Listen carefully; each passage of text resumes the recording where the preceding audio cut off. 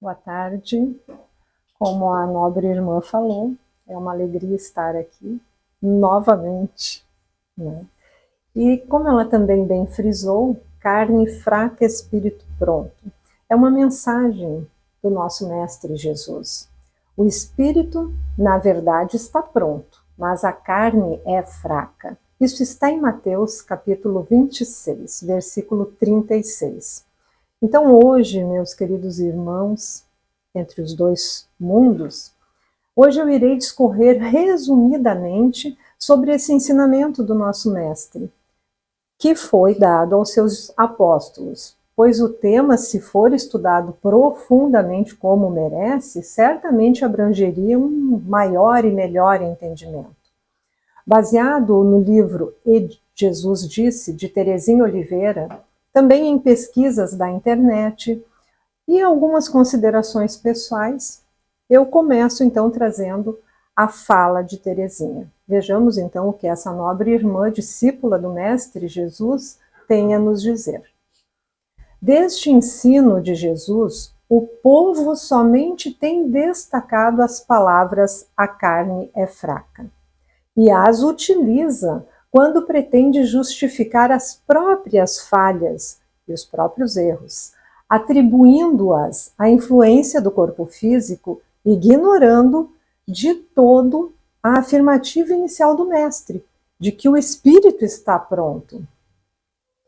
Aqui a gente pode trazer exemplos como quando eu bebo demais, ou quando eu não resisto à vontade de beber, quando eu como desbragadamente, ou quando os cônjuges, namorados, noivos, alguém que tem algum relacionamento, se esquece dos seus compromissos de lealdade e cedem às tentações, sendo infiéis àqueles que estão compromissados. As desculpas para todos esses, ou talvez por drogas ilícitas e tantas outras coisas que a gente acaba cedendo, são as nossas fraquezas. E aí o que a gente diz? A carne é fraca. Por isso eu não resisti. Então voltemos a Terezinha, quando ela diz, nos explicando que para corrigirmos a aplicação errônea das palavras de Jesus, recordemos então por inteiro a passagem em que ele falou essa frase. Nos momentos que antecederam a sua prisão no Horto das Oliveiras, Jesus pediu a Pedro, Tiago e João para que ficassem vigiando e orando, enquanto ele se distanciava para também tentar orar. Pouco depois, encontrou-os dormindo e recomendou: vigiai e orai, para que não entreis em tentação. E foi então que ele disse: o espírito está pronto, mas a carne é fraca. Jesus queria dizer àqueles discípulos que eles estavam espiritualmente prontos, preparados para enfrentarem os difíceis acontecimentos que se iriam suceder, mas que deveriam estar atentos e resistentes a sono, a cansaço, a qualquer dificuldade que o físico pudesse apresentar, para então superá-la. Apesar do alerta de Jesus, por mais 2 vezes, ao voltar aos seus discípulos, os encontrou adormecidos, em vez de vigiando e orando como ele havia pedido. Peguemos a primeira parte da exortação: vigiai. Vigiai nos convida a estarmos atentos e vigilantes em relação aos nossos pensamentos e à nossa vida espiritual, ou seja, isso implica em estarmos conscientes dos desafios e tentações que podem nos desviar do caminho reto, da porta estreita. Vigiar não significa apenas estarmos alertas para as influências externas, mas estarmos conscientes do nosso mundo íntimo, do nosso mundo interno, ou seja, nossos pensamentos, pois esses nossos pensamentos gerarão nossas palavras, e as nossas palavras também gerarão as nossas ações. Então devemos garantir que esse nosso mundo interno também esteja alinhado, principalmente, claro, com as leis divinas, com os princípios de Deus.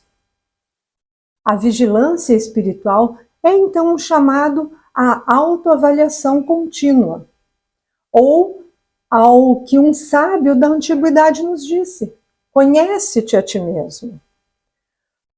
Quando avaliamos constantemente as nossas ações para identificar e confrontar os maus hábitos e as tendências ocultas que todos temos em nosso espírito, e esses maus hábitos e essas tendências acabam refletindo em nossa vida. E aqui eu vou dizer que vida com V maiúsculo, porque se trata da nossa vida ampla, ou seja, a nossa vida espiritual, juntamente com a nossa vida física. A interpretação evangélica nos chama a atenção e também cuidados com o caminho apontado por Jesus para sustentar o equilíbrio e as boas escolhas. Nós temos, todos nós sabemos, um instrumento que nos ajude muito se utilizarmos, que é a prece, que é uma força espiritual a nos apoiar. E para que não sejamos pegos dormindo e dando brechas pela falta de cuidado, a fim de que depois venhamos a ter que nos justificar pelos nossos equívocos, dizendo: a carne é fraca. Encarnados na Terra, ainda não somos almas de luz evoluídas, antes somos, a maioria, espíritos em caminhada, buscando então esse aperfeiçoamento e esse progresso espiritual. Emmanuel, psicografado por Chico Xavier, no livro Fonte Viva, afirma, olha que linda essa frase de Emmanuel que nos chama bastante a atenção: as mais terríveis tentações decorrem do fundo sombrio de nossa individualidade. Assim como o lodo mais intenso, capaz de manchar o lago, procede do seu próprio seio. Nas raízes de nossas tendências, encontramos as mais vivas sugestões de inferioridade. Pois é, somos uma colagem, né, de muitas personalidades, inúmeras reencarnações, a fim de galgarmos o topo do monte das bem-aventuranças. Vai demorar só um pouquinho, mas para subirmos e conquistarmos essas bem-aventuranças, nós temos que fazer uma faxina, né, uma limpeza, para tirar este lodo ainda existente de tantos equívocos praticados por nós. Isso nós estamos falando das inúmeras reencarnações e personalidades que tivemos. E como dizia Divaldo Franco, temos que descontar as nossas más atitudes através do exercício do bem. Ele dizia assim: por uma má atitude, se nós pagaremos R$10 e nós praticarmos uma boa ação, nós recebermos 11, nós já estamos com 1 em lucro. 1 de lucro, né? R$11 menos 10, sobra 1, que já vai sendo contabilizado para ir descontando. E até que nós consigamos zerar essa dívida. E aí começarmos a ter somente créditos lá no banco do céu, ou seja, na vida espiritual, que é a nossa verdadeira vida. E Divaldo, que me perdoe se eu não expliquei tão lindamente como ele o fazia, porque ele era detentor de um verbo bonito e muito esclarecedor, devido a ser um estudioso notável, né? Mas eu quis exemplificar como funciona assim essa contabilidade, que é a mesma que funciona aqui, né? Só que a gente às vezes esquece que tudo que a gente faz, a gente vai ter que dar conta do que fez, né? E se fizermos o bem, vamos automaticamente receber o bem. Por isso, amigos, conforme nos alerta Emmanuel, qualquer queda é sempre fácil. Provisoriamente, no plano físico, nós nos deixamos levar pelo imediatismo, pelo caminho largo, pelo sono do egoísmo ou pela mácula do orgulho. Geralmente é sempre pela dor que nós começamos a refletir. E às vezes precisamos de muitas dores. Dores às vezes repetidas, aquela do aguilhão que fica ali, né? Para entendermos a necessidade de mudar e de fazer então essas reformas imprescindíveis para a nossa evolução moral. Daí o imperativo da vigilância e da oração, para não cairmos em tentações que procedem do mundo exterior, mas também do nosso interior. Vou relembrar novamente Emmanuel, naquele alerta. As mais terríveis tentações decorrem do fundo sombrio de nossa individualidade. Nas raízes de nossas tendências, encontramos as mais vivas sugestões de inferioridade. Então, construímos aqui, desde já, o nosso céu ou o nosso inferno. Na verdade, nós também já estamos colhendo aquilo que nós construímos em outras existências. Às vezes a gente não entende. Por que será que isso está acontecendo comigo? Puxa, eu olho para a minha vida e vejo, não fui tão ruinzinha assim. Eu não matei nesta vida, eu não roubei, eu não fiz. Por que eu estou passando por isso? Só quem estuda o Espiritismo sabe e entende isso. Porque aí a gente vê que realmente são os resgates que nós temos que pagar pelos nossos equívocos, que era o que nós podíamos naquela época, né? Por isso que a gente tem que ter essa compaixão com os nossos irmãos mais equivocados que nós, vamos dizer assim, porque é o que eles podem agora, como disse a Martinha na mensagem, é o que eles podem dar de melhor neste momento. Eles não têm mais que isso para dar, e a gente não pode dar aquilo que a gente não tem. Mas nós falamos só um pouquinho sobre o vigiar. Eu tenho muito a falar, mas começarei pela prece. A prece é um instrumento poderosíssimo que nos reconecta com o nosso Pai, com o Mestre Jesus, nosso divino amigo, e com os espíritos de luz. Usamo-la, meus amigos. Elevemos o nosso pensamento em gratidão às benevolências recebidas todos os dias por esse Pai maravilhoso. E peçamos socorro em nossos momentos de tribulação. Esse socorro é um pedido de ajuda, pois ainda somos frágeis na carne. Como o Mestre disse, o espírito às vezes já está pronto, mas a carne é fraca. E eu vou dizer para vocês que quando eu estudo a doutrina espírita, através da codificação de Allan Kardec, à luz do Evangelho do Mestre Jesus, eu tenho um pequeno entendimento sobre a frase, o espírito está pronto. Mas por que eu digo isso? Na condição de espíritos encarnados, e dependendo do grau evolutivo individual de cada um, nós somos informados de que no plano espiritual daremos sequências a esses aprendizados. Esse duplo processo de aprendizagem é parte integrante do aprimoramento de todos os espíritos, encarnados e desencarnados.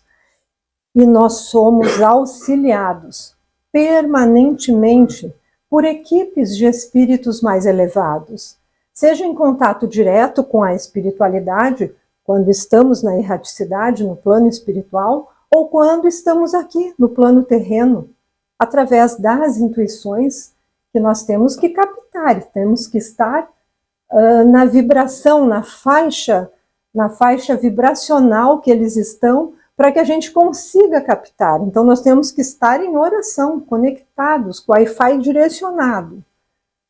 Os nossos esforços, assim, em ambos os planos, estão apontados para as virtudes que nós devemos conquistar. Essas virtudes que nós conquistarmos será para quê? Para o nosso melhoramento, e que estão presentes onde? Na nossa consciência. E embora poucos empenhem-se ou se deem conta da necessidade de acessar essa consciência, uma vez que inclinem-se aos chamamentos terrenos. Então, eu dou mais importância para todo o chamamento terreno do que praticamente porque é o mais essencial, que é o meu crescimento espiritual. Nós sabemos o que é certo e errado. Está na nossa consciência. Se nós pararmos e avaliarmos nas nossas decisões, nós vamos tomar as decisões corretas, porque nós temos isso na nossa centelha divina. A evolução em direção ao Pai é o objetivo projetado por Ele para cada um de seus filhos. É um plano divino, né? Por isso, orar com fé e racionalmente É o caminho que nos trará os entendimentos necessários para que, através dos nossos esforços pessoais, a serviço do quê? Da vontade inabalável e ativa, trabalhando na seara do Mestre Jesus, nosso irmão maior, nós vamos alcançar as correções necessárias. E quando retornamos então à escola divina, eu quero fazer essa ligação, retornando à escola divina, lá nós estudamos, nós aprendemos, nós estamos conscientes do que realmente devemos fazer. Reencarnamos para passar pela prova. A prova daquele estudo que lá fizemos, que lá nos preparamos no plano espiritual. Mas chegamos aqui no plano físico e acabamos tirando nota baixa. E somos reprovados. Por quê? Porque a carne é fraca e nós sucumbimos. A carne é fraca, meus amigos, no sentido pejorativo, pois quando revestidos pelo vaso carnal ou pelo corpo físico, nos deixamos levar facilmente pelos prazeres, pela vida desregrada, pelas vontades materiais, porque julgamos que são boas, e naquele momento são boas, algumas coisas são boas, não podemos dizer que não. Nós sabemos, nós vivemos aqui na carne. Mas muitas pessoas dirão, mas é porque eu tenho véu, nós temos o véu do esquecimento, não lembramos desse estudo que fizemos lá, muito menos do compromisso que nós firmamos com aqueles que avalizaram a nossa reencarnação naqueles moldes, do que teríamos que resgatar. E mais ainda, eles avalizaram autorizados pelo nosso livre-arbítrio. Nós podemos escolher, dependendo do grau evolutivo de cada um. Nossas atitudes acabam o quê? Influenciando e sugerindo ações em nosso semelhante. Assim como os nossos pensamentos, positivos ou negativos, encontram o destino a que buscam, atraindo para nós a mesma vibração. Se eu vibrar o bem, eu vou receber de volta vibrações boas. Se eu vibrar o mal, negativamente, de tristeza, de queixumes, eu vou receber só isso de volta. Né? Isso acontece diariamente nas nossas vidas. Quando a gente está um pouquinho mais nervoso, se a gente responde de uma forma mais, entre aspas, agressiva, nós recebemos de lá novamente. Aquele agressivo em dobro, porque é o meu que foi, mais o dele que volta. Então eu pego em dobro aquilo que eu transmiti. Então é esse o vigiai e orai. É vigiar todos os dias os nossos pensamentos, nossas ações, porque aqui a gente estuda. A gente estuda que a gente tem sim responsabilidades sobre tudo aquilo que sair de nós em direção ao nosso irmão, ao próximo. E a Terra é uma abençoada escola onde o Mestre é Jesus. Bendita oportunidade para superarmos o homem velho, cheio de imperfeições e vícios, tudo adquirido aqui. Aqui que eu digo quando estamos encarnados. Buscando o quê? Buscando o homem novo, que jaz na centelha divina do nosso ser. O vigiai e orai é a orientação sempre atual e sempre oportuna, convidando-nos à observação de nós mesmos, de nossas predisposições íntimas, a fim de melhorarmos. Voltemos agora à querida amiga e irmã Terezinha Oliveira. Vamos ver como que ela termina o texto. Atentamos a nós ao alerta de Jesus. Procuremos vigiar e orar ante as situações que a vida nos apresentar. Sabendo que a carne é fraca, estamos sujeitos a instintos e condicionamentos corpóreos, mas o espírito, na verdade, está pronto. Temos o conhecimento suficiente para ajuizar e decidir o que deve ser feito, mas nós não utilizamos esse conhecimento para levá-lo a fazer o que queremos e devemos realizar. Tempos de reflexão, tempos de renovação. Se desejamos vencer as sombras e buscar a luz, resguardemo-nos na vigilância e na oração, consolidando ainda hoje posicionamentos mais amadurecidos na responsabilidade cristã. Trarei novamente o Emmanuel, psicografia do Chico, no livro Pensamento e Vida, lá no capítulo 26, Oração. Trouxe só um pedacinho, mas convido a todos que quiserem a ler, porque é muito interessante. Ele diz: orar é identificar-se com a maior fonte de poder de todo o universo, absorvendo-lhe as reservas e retratando as leis da renovação permanente que governam os fundamentos da vida. A prece impulsiona as recônditas energias do coração, libertando-as com as imagens do nosso desejo por intermédio da força viva e plasticizante do pensamento. Novamente são os painéis, Martim. Imagens essas que, ascendendo às esferas superiores, tocam as inteligências visíveis ou invisíveis que nos rodeiam, pelas quais comumente recebemos as respostas do plano divino, porquanto o Pai, todo bondoso, se manifesta igualmente pelos filhos que se fazem bons. Pois bem, a oração, sem dúvida, nos une a Deus de uma maneira muito especial. Nós ficamos íntimos do nosso Pai. Afinal, essa oração nos permite manter, então, essa proximidade com Ele. E isso nos fortalece a fé. Por meio da prece, nós podemos entregar os nossos fardos, as nossas preocupações a Deus, para que encontremos conforto em sua presença amorosa.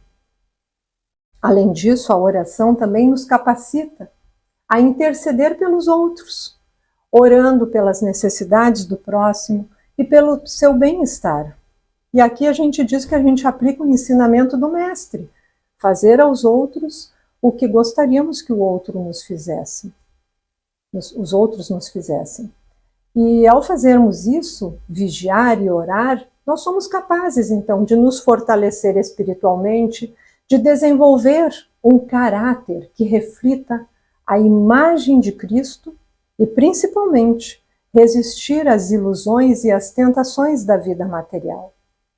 Vigiar e orar estão intrinsecamente ligados, porque a vigilância certamente nos ajuda a discernir as situações e os momentos em que mais precisaremos orar.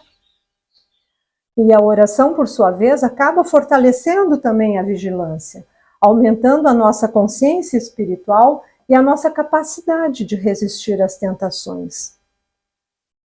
Quando permanecemos vigilantes, nós podemos identificar os desafios que surgem em nosso caminho, buscando a força de Deus por meio das orações, da prece, para nos ajudar a superar essas dificuldades, esses desafios.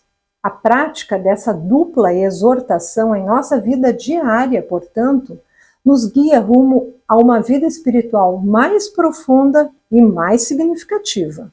Vigiai e orai, já nos diz o Espiritismo, é um hábito que nos fortalece para a vida. É importante lembrarmos que a advertência vigiai e orai não é apenas uma prática reservada somente para os nossos momentos de tribulação, de dor, de sofrimentos e dificuldades. Elas devem ser incorporadas em nossa rotina diária, independentemente das circunstâncias que estejamos vivendo. Quando dedicamos nossa atenção e boa vontade a vigiar e a orar, construímos uma base sólida para a nossa vida, encontrando a paz, o contentamento em meio aos desafios, a resignação com os momentos que enfrentamos, confiantes que Deus nos guia e nos fortalece a cada passo do nosso caminho.